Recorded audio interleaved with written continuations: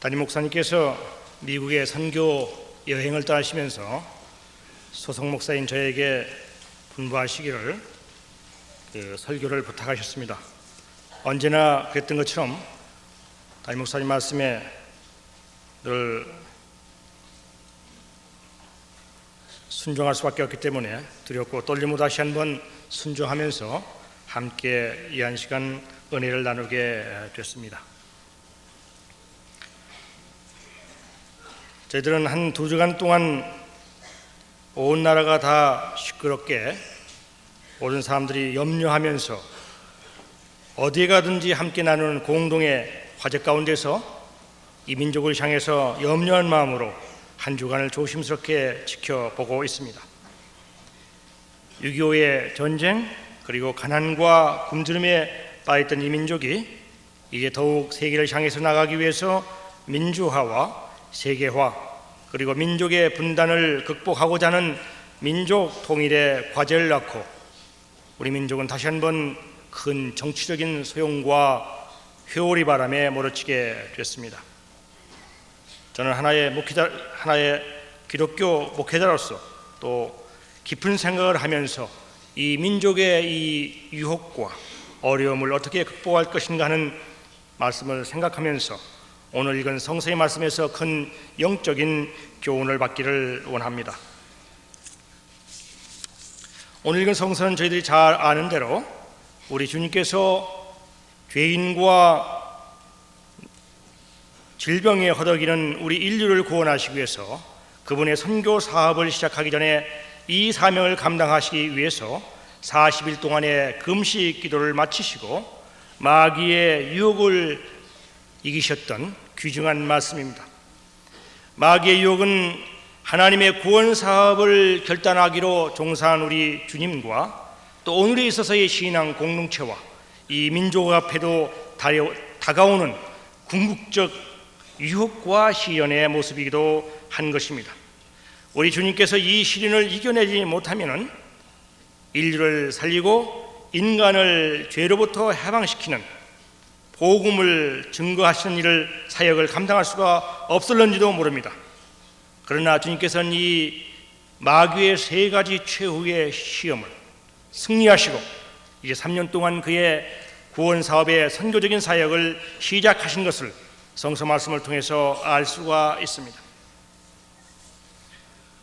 오늘 저는 이 주님께서 우리를 위해서 속죄주로 오시고 구원자로 오셔서 십자가에 못 박혀 돌아가시고 십자가에서 부활하신 이 승리의 과정 가운데서 먼저 이 사명을 감당하시기 위해서 마귀로부터 받았던 이 유혹은 오늘 이 민족이 세계를 향해서 새롭게 웅지를 피고 세계에 유익을 주려는 민족으로 도약하려는 과정에 있는 하나의 유혹과 큰 시련이 아닌가 생각을 해봅니다.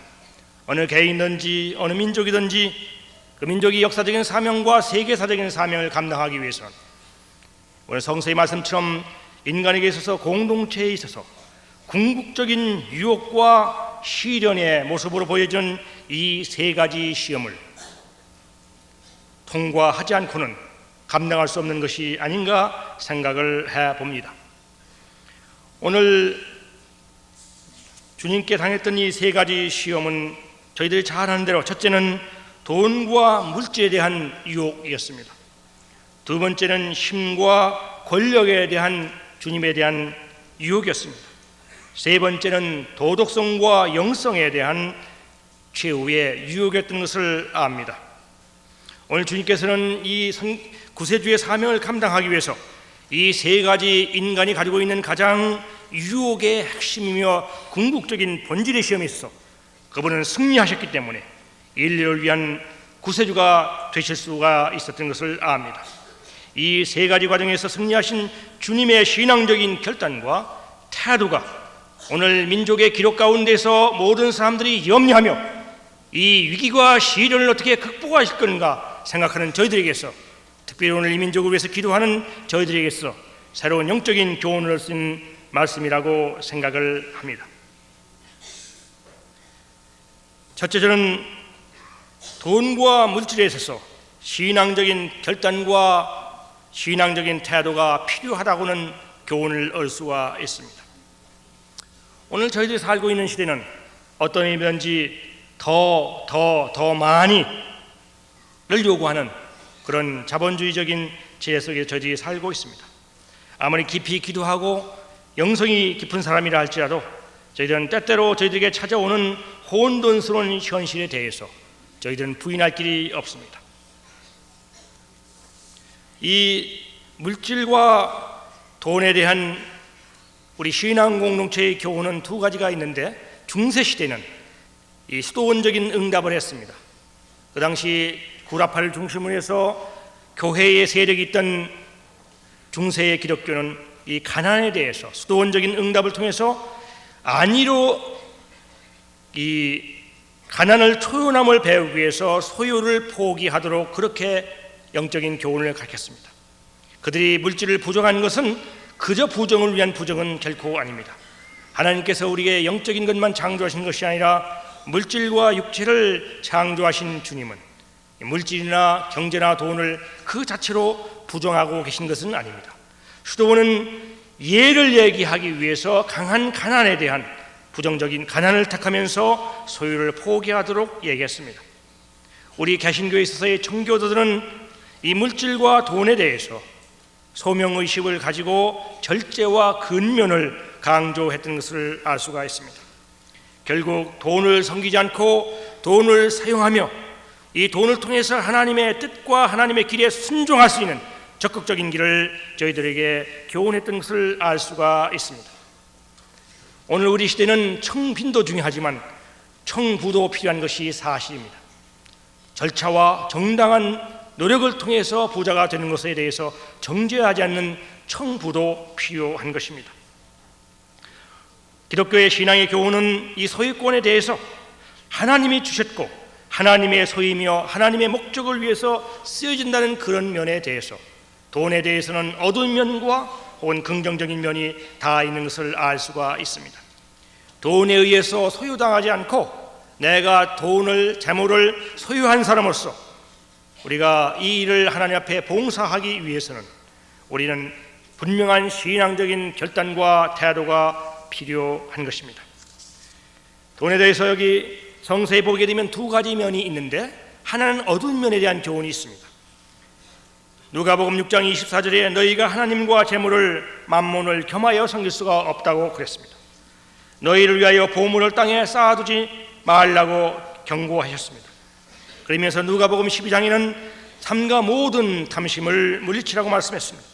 그런가 하면 마태복음 19장에서는 약대가 바늘기로 들어가는 것보다 부자가 하나님 나라에 들어가는 것이 더 쉽다는 경고의 말씀도 있습니다. 그러나 성서는 동시에 더 적극적인 밝은 면을 보여주고 있습니다. 주님께서는 삭개오의 대접을 받고 그가 경제적으로 회개한 것을 보고 오늘 구원이 너희에게 있다고 말씀하셨습니다. 그러면서 부자의 식사를 주님께서는 결코 거절하신 적이 없습니다. 그러면서 값비싼 향이 나드 향유를 깨었던 여인에 대해서 주님은 적극적으로 칭찬했던 마태복음, 마가복음, 누가복음의 성서를 저희들이 읽고 있습니다. 그런가 하면 주님께서 가르쳐준 주기도문에는 너희들은 일용할 양식을 위해서 기도하라고 명령을 하셨습니다. 그런 의미에서 이 물질과 돈이라는 것은 남에게 베풀고 하나님을 위해서 헌신할 때는 영적으로 큰 축복이 된다고는 어두운 면과 밝은 면을 보여주고 있습니다. 그러나 더 문제는 이러한 그 하나님의 진리에 대한 분명한 표준이 없을 때 저희들에게는 하나의 악마적인 모습이 나타나는데 그것은 탐욕이라고 하는 것입니다. 물질에 대해서, 돈에 대해서 진리의 표준과 신앙적인 표준에 없는 사람들이 나타나는 것은 물신을 숭배하는, 만몬을 숭배하는 가장 더러운 무엇인가 미친 것처럼 개걸스럽게 탐욕스러운 하나의 비인간의 모습으로 나타나는 것을 알 수가 있습니다. 심리학자들은 영적으로 정신적으로 치유받지 못한 사람들은 탐욕을 벗어나지 못한다고 얘기를 합니다. 저희 나라에도 6.25 전쟁 이후에 참으로 정말로 가난할 때가 있습니다.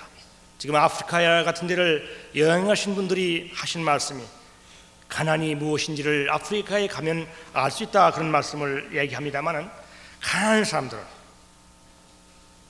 이 돈에 대한 상처가 있기 때문에 굉장히 집착을 가지고 물신을 숭배하는 어두운 면을 저희들이 가끔 발견하게 됩니다.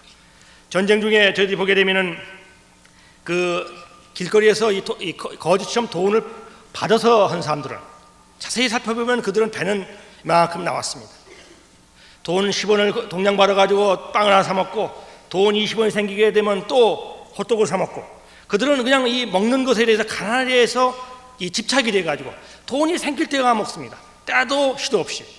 그들은 진정으로 배고파서 배고픈 것이 아니라 그들은 정신적인 공허함 때문에 우리가 독 빠진 물에 물을 붓는 것처럼 그렇게 하나의 물심에 사로잡히게 되면 또 먹고 또 먹고 또 먹고 또 먹기 때문에 오히려 배고플 수도 있지만 오히려 배가 다 나왔다는 그런 보고를 저희들이 볼 때마다 깊은 영적인 성찰을 하게 되는 것입니다. 우리가 진리가 없는 사람, 하나님의 진리로도 치유받지 못하고 영적인 것으로 살아왔지 못한 한 사람은 그 마음 때문에, 공허 때문에, 물질을 의지해서 자기 삶을 보장하려는 물신주의에 빠지기 때문에 그들은 개갈스럽게 탐심에 소유가 되는 것입니다. 재물을 하나님의 축복대로 소유하는 것이 아니라 재물의 소유가 되는 큰 저주를 본다고 하는 것입니다. 성서에 보게 되면 그렇게 얘기했습니다. 마태복음에 보면 너희들이 우리가 이 물신이라는 악마를 우리가 축출하는 것도 중요합니다. 그러나 이 마음을 비워놓게 되게 되면, 이 귀신을 내쫓게 되면 그 후에 청소된 마음 가운데 7 귀신을 들여온다, 그런 얘기했습니다. 우리가 이 민족이 정말로 우리가 이 궁극적 인류의 시험, 개인에게 있어서나 공동체에 있어서나 민족에 있어서나 위대한 사역과 새로운 창조를 일으키기 위한 과정 가운데는 엄청난 시련이 있는데, 첫째, 그것의 유혹은 주님과처럼 40일 동안 굶주렸던 주님의 외에 돌을 들어 마귀가 보이면서 이 돌들로 떡이 되려고 했던 이 물질과 재물의 유혹에서부터 승리하지 않으면 안 된다고 하는 교훈인 것입니다. 이 마귀를 내쫓고 나면 그다음부터 비워놓으면 안 됩니다. 그 가운데는 우리가 진리의 말씀, 하나님의 영의 말씀을 채워야 우리가 이 물심과 정말로 인간에 있어서의 비참한 정신적인 상처 가운데 오는 이 개걸스러운 물욕을 이길 수가 있다고 하는 교훈인 것입니다. 두 번째, 인간들에게 나타나는 궁극적인 유혹과 시련의 모습은 힘과 권력인 것입니다. 오늘 저희들이 살고 있는 이 세상은 어떤 의미든지 저희들이 정치적으로 공백이나 시간적으로 초월적인 세상에 살고 있는 것이 아니라 저희들은 무엇인가 사로잡혀 있고 구조적으로 연결되어 있는 사회 속에 살고 있습니다. 오늘의 우상 숭배는 권력과 힘에 대한 숭배인 것입니다.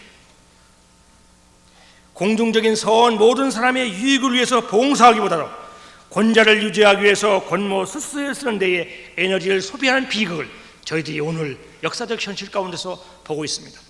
저는 어느 신문을 읽다가 한국의 어떤 지도자가 정말 진정으로 백성을 섬겼는지 돈을 섬겼는지 알 수 없다는 그런 신문의 기도를 보고 많은 생각을 하게 되었습니다. 오늘 많은 기업가들도 유능한 제품 생산들보다 자기의 꼭대기 자리에 유지하는 그런 권력과 힘에 대한 집착, 그것은 무서운 하나의 현실인 것을 저희들이 부인할 길이 없습니다. 이 권력과 힘이라는 것도 어두운 면과 밝은 면이 있는 것을 저희들이 알게 됩니다. 하나의 공동체가 발전하기 위해서는 저희들이 아는 대로 어떤 의미든지 힘과 권력이 필요합니다.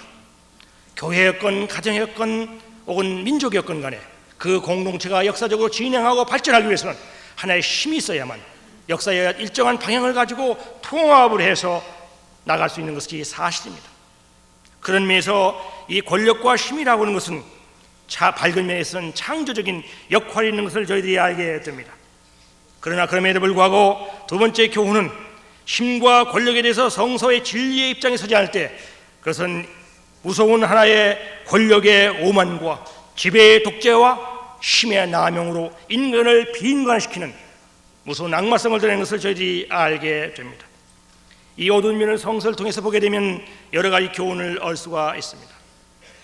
성경에 나오는 유대 이스라엘의 첫째 사울왕은 다윗을 자기 부하를 시기해서 권력을 마음대로 휘두르므로 말미암아 권력 남용의 처참한 모습을 보여줬던 것입니다. 그런가 하면 신약 성서에 있어서 예수님의 제자들은 예수님이 십자가를 지시기 전에 누가 최고의 으뜸의 자리를 앉을 것인가 하는 힘과 권력 때문에 우리 예수님의 마음을 무겁게 했던 것을 저희들이 알게 된 것입니다. 이 권력이 파괴적으로, 힘이 파괴적으로 사용되게 되면 모든 사람을 열등하게 만들고 모든 사람들을 무기력하게 만드는 것을 알 수가 있습니다. 그런가 하면 힘과 권력이 창조적으로 쓰일 때에 새로운 창조적인 관계를 갖는 것을 저희들이 성서를 통해서도 볼 수가 있습니다. 야곱의 12아들 가운데 하나였던 요셉은 형제들의 시기 때문에 에집트에 팔려갔습니다. 그러나 에집트에서는 그 시련과 여건 가운데서 큰 권력을 얻기 때문에 자기의 가족들이 흉년이 들었을 때 창세기 45장에 보게 되면 큰 지위를 얻고 막강한 권력을 얻었기 때문에 자기 아버지와 부모와 형제들을 보호하면서 형제들을 만나 이 깨어진 관계를 회복했던 힘과 권력의 적극적인 면을 바라보게 됩니다. 그런가 하면 모세는 정치적인 권력이 아니라 하나님 앞에서 진리의 힘을 얻어서 그 당시 에집트의 바로 왕 앞에 와서 내 백성을 보내라고 명령을 할 때 그 위대한 힘은 이스라엘 민족을 해방시키는 하나의 힘으로 발휘하는 것을 저희들이 알게 됩니다. 힘과 권력은 창조적이며 해방과 생명을 주는 일로도 될 수가 있지만 그것이 남용될 때에 그것은 하나의 큰 타락과 오만의 역사로 나타나는 것을 알게 됩니다.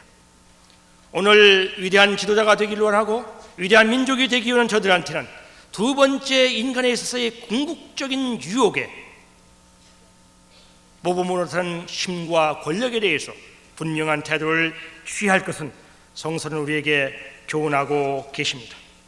세 번째 영적인 교훈은 도덕성과 영성에 대한 진리와 분명한 신앙적인 결단의 태도를, 진리적인 태도와 신앙의 분명한 태도를 저희들에게 촉구하고 계신 것입니다. 마귀가 예수님을 첫 번 시험과 두 번 시험을 할 때 주님께서는 성서의 진리의 말씀으로 사탄을 극복하셨습니다. 그러나 이 세 번째 궁극적인 유혹은 마귀에 있어서 마지막이 유혹이기 때문에 참으로 어려운 시험이었습니다. 우리 성서의 말씀처럼 마귀도 이때는 하나님의 성서의 말씀을 빙자하게 됩니다. 우리 주님을 높은 산에 올려놓고 이제부터 이 망대부터 뛰어내리라. 그리하면 시편의 말씀처럼 주님께서 천사를 통해서 너를 상치 않게 하려는 성서의 말씀을 통해서 최후의 유혹을 하시는 것입니다. 아마 이 세 번째 시험은 우리 기독교인들이 겪어야 할 영적인 도덕적인 시련의 모습이라고 생각을 하게 되는 것입니다. 오늘 저희들은 이 도덕적이며 영적인 모습 가운데에 어두운 면과 밝은 면이 있는 것을 알게 됩니다. 어두운 면이라는 것은 우리가 이 영적인 기도의 능력과 카리스마를 통해서 자기의 신앙을 통해서 자기의 의를 통해서 구원받으려는 그런 자기의의 보증을 얻으려고 하는 면인 것입니다. 내가 기도하고 내가 봉사하고 내가 헌신한다는 나의 의, 나의 심, 나의 거룩성, 나의 경건성을 주장하는 영적인 자기 우상화의 어두운 면이 있습니다. 자기의 결백성과 정당성을 주장한다는 어두운 면이 있습니다. 그러나 이 도덕적이며 영적인 면에서의 밝은 면이라는 것은 은총제일주의인 것입니다. 오늘 우리가 하나님 앞에 봉사하고 헌신하고 우리 영적인 경건성을 지킬 수 있다면 그것은 내 힘과 내 능력과 내 노력이 아닙니다. 우리가 부족함에도 불구하고 하나님께서 은총으로 세워주시는 하나님의 사랑과 은혜의 능력이라고 하는 겸손과 하나님 앞에서의 하나님의 영광을 위한 자기 체제가 필요하다고 하는 것입니다. 하나님 앞에서는 부질없는 자기 정당화의 노력이 아니라 자기 자신 있는 그대로 인간이 죄임에도 불구하고 내가 나약함에도 불구하고 아무 조건 없이 용납하시는 하나님의 무조건 은총에 맡길 때에 우리의 영적인 도덕성과 영성이 밝은 면이 드러난다고 하는 것입니다. 우리 주님이 가장 견디기 어려웠던 것이 세 번째 유혹이었습니다. 우리 주님께서 그러나 이 마귀의 성경 말씀을 통하면서 유혹하는 유혹을 주님께서 승리하셨습니다. 만약 이 승리를 주님께서 이 승리를 못했다면 최후의 십자가성에서 그 밑에서 마귀의 최후의 유혹에서 실패하셨을 것입니다. 우리의 고난과 우리의 상처와 우리의 허물을 지고 십자가에 못 박히신 주님을 향해서 네가 하나님의 아들이거든 이제부터 이 십자가에서 내려오라고는 이 마귀의 유혹을 우리 주님은 모멸과 수모와 수치를 못쓰고 주님의 뜻대로 되기를 바라면서 승리하셨던 것입니다. 만약 거기서부터 하나의 가스마적인 기적을 위해서 십자가에서 내려왔다면 주님의 구속의 사업은 실패하셨을 것입니다. 그러나 주님께서 이 마지막 세 번째 영적인 유혹을 승리하신 주님께서는 십자가에서 우리를 위해서 그 허물을 지심으로 말미암아 그는 부활하셨고 저희들을 죄의 속박에서 승리하시는 구세주가 되신 것을 알 수가 있습니다. 오늘 저희 민족은 세계화와 국제적으로 모든 민족을 향해서 나눠주기를 위한 민족인 것을 압니다. 저는 한국교회가 이제는 거저받았으니 거저나르는 하나님의 은총에 따라서 세계 각국의 선교적인 사명을 감당하는 좋은 민족이 되고 교회가 되고 있습니다. 저희들이 그 신문에 볼 때마다 일본은 세계에서 GNP라든지 국가 성장이 미국을 앞지르는 강대국이 된 것을 압니다. 그러나 일본이 경제적으로나 정치적으로 힘을 가질 때에 아시아의 모든 나라는 굉장히 부담을 느낍니다. 중국도 마찬가지고 저희 나라도 마찬가지입니다. 왜 그렇습니까?